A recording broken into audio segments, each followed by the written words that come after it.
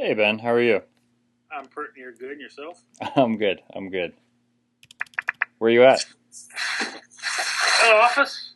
Ah, Do I have the video on? you do have the video on. You look great, by the way. Yeah, I have been doing a homoerotic workout. Okay. Explain. It's the the otter bear routine. You want to show that to me right now? Well, no, it just gives you the sort of bear, manly, but yet somehow European sleek. You know, All the words I think of when I think of you. the redneck metrosexual. Okay. So what I want is I'm gonna post this on the church website, and so I Lupe's want. here too. What'd you say? Is she? Yes. Hi, Jason. Hi, Lupe. How are you? Good. Um. So can you we talked a lot about the sanitation project in Lent, and raising money for it. And so, can you kind of give people a snapshot of what the church has participated in, what the next stage is that we'll be doing this summer, and then just kind of flesh that out real quick? Let's talk about Lupe first. Um,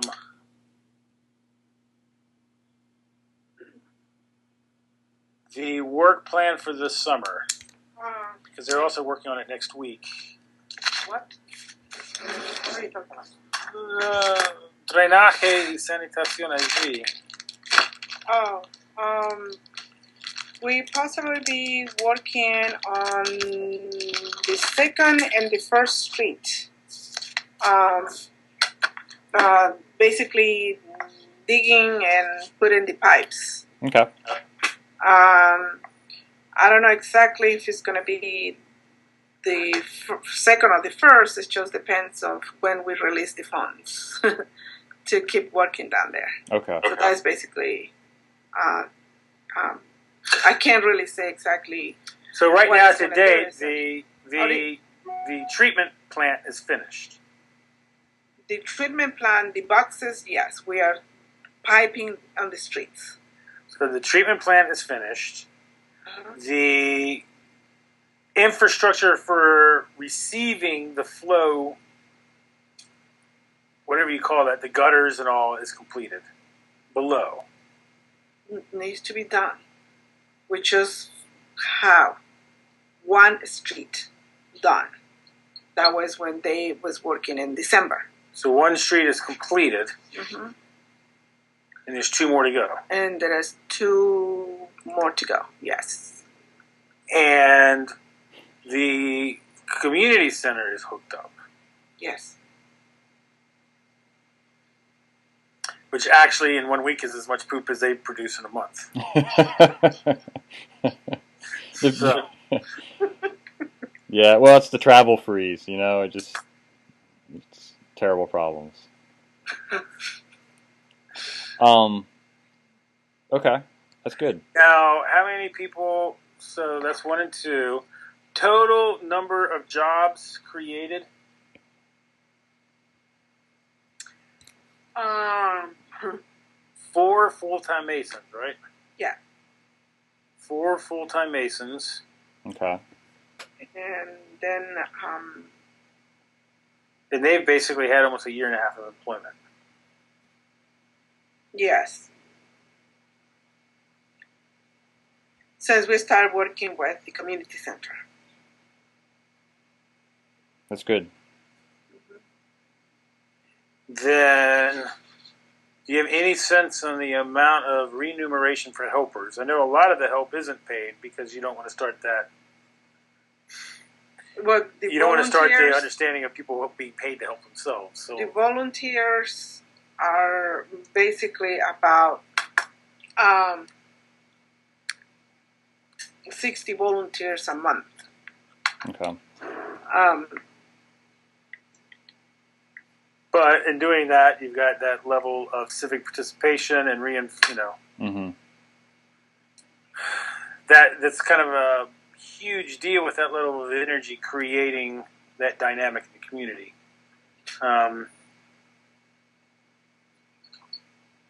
Not yet.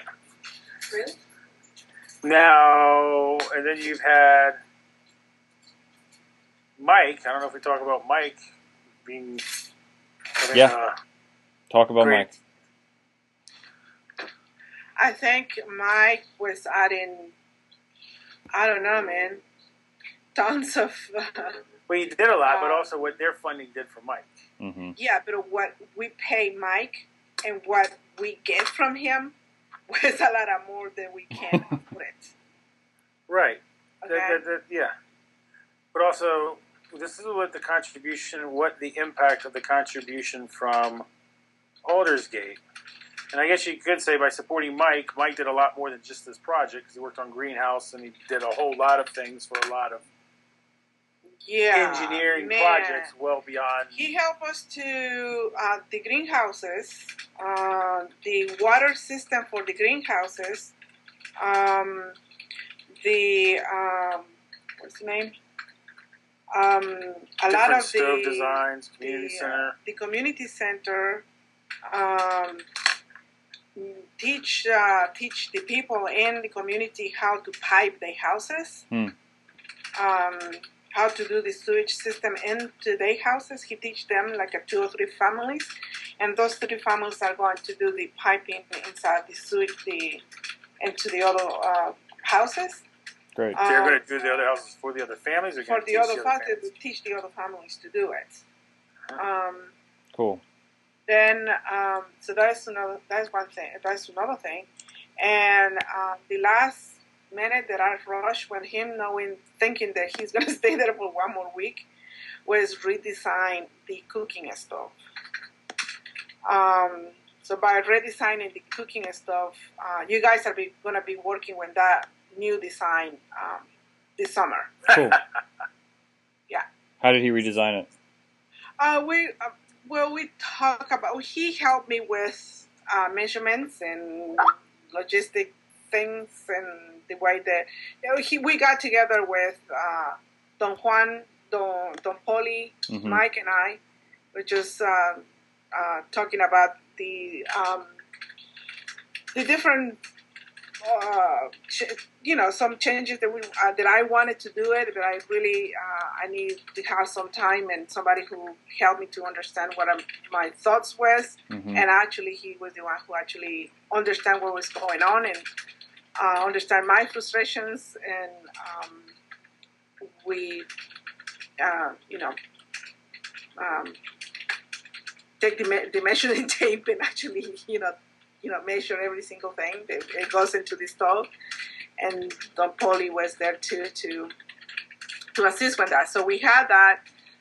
Fortunately, I'm gonna do the first test with the 3 stoves next week with the new design, and I'm excited about it. Cool.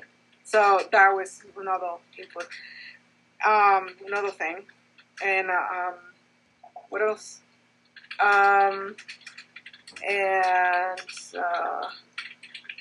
And the community center in Santa Catarina, Mike was.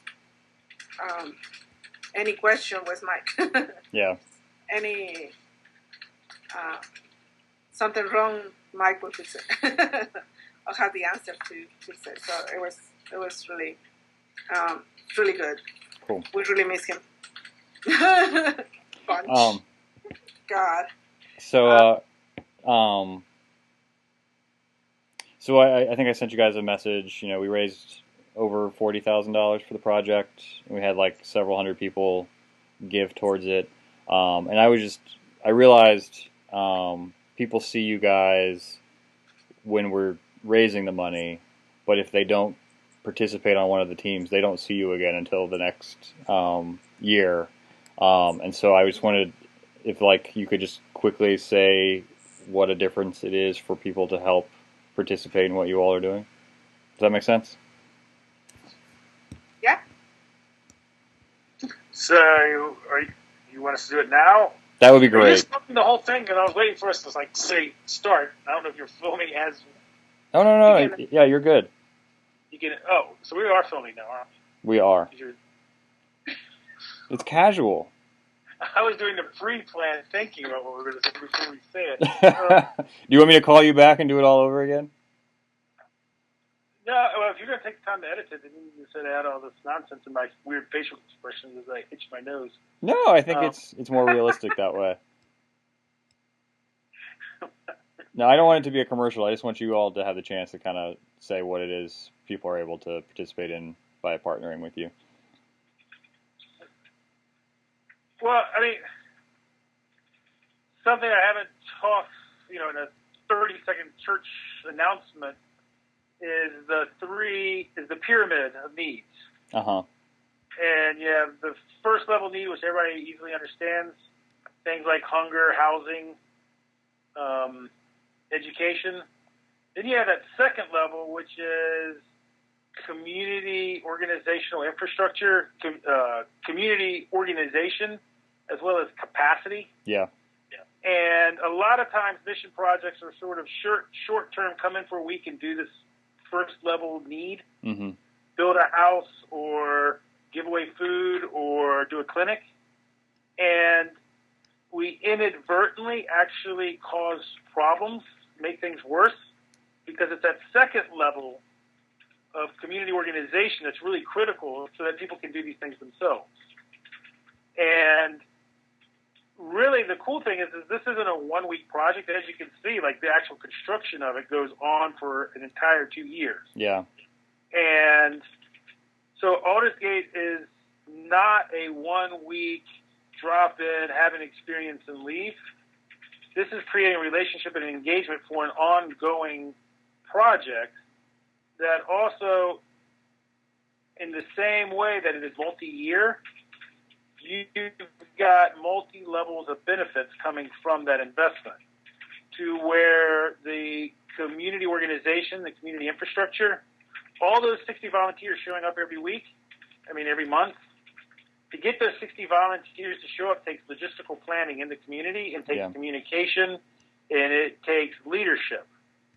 And as anyone who's run a business or run a church knows, you've got administration and management, but then you also have that magical component, leadership. And it's a real challenge in mission because frequently outsiders come in and they take the leadership role, which then is basically taking away that ability in the community. And I know from running a church, it takes leadership. I mean, you can get people to do things, but to teach people how to do it and then have them do it for themselves. Yeah. And so Aldersgate has had a significant impact in going beyond meeting material needs in supporting the development of leadership in the communities and providing them with the means to have something to work around. And it's funny going in, largely it's the same thing in Arizona. If you go through and look at the work in Arizona, when you start, everything looks impossible. Yeah. But if you look at what's been happening, the garden now, they've got water. I mean, it's a different project than the sanitation project. Yeah. It's the same sort of dynamic in that in Arizona this week, they got water hooked up. They did the political process to get water hooked up to the garden. They've purchased the seeds and the instruments and now have a program and community organization to do the garden. And cool. 3-year process, and now the camps, the tribal department has taken over, and a lot of the people who we brought into this project of fixing up the camps, they're now taking it and running with it. And notice there wasn't a great deal of capital spent by Aldersgate on those projects in Arizona. Mm-hmm. And there wasn't a whole lot of ongoing teams going out there and doing the projects for the people. But in the process of saying, here's a little bit of funding to make this project happen and organizing around it, truly amazing things are taking place because it is supporting the leadership. If you look at the process, what we were doing was engaging with the leadership to say, what do you want us to do for you? Yeah. And in that process, it's painful and slow, But look, 3 years later, Aldersgate really hasn't done a significant amount, not tens of thousands of dollars in Arizona. Yeah. And you've got concrete things happening without Aldersgate's participation. That's cool. I do that as an example because in Guatemala, there's been significantly more resources spent. And the reason why I use the Arizona experience to contrast with Guatemala is, in a sense, it works a lot faster and easier in Guatemala. Yeah. Because there's been years of process. But if you look at Arizona with the challenges that have happened there and the difference now in 3 years and what's happening, you can see how this process has an impact. So when you go to Guatemala and you have 60 people showing up for a community project, them identifying a need, organizing around it, implementing it, and succeeding, it seems easy. Yeah.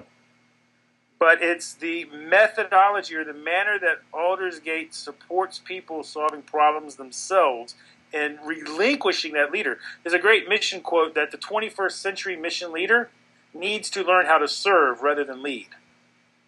Yeah. And Aldersgate is a congregation that is walking that very hard message and serving, leading through serving, and being asked, how can we serve you, rather than dictating a project and coming in and micromanaging it and having teams completely do it and then having a party yeah.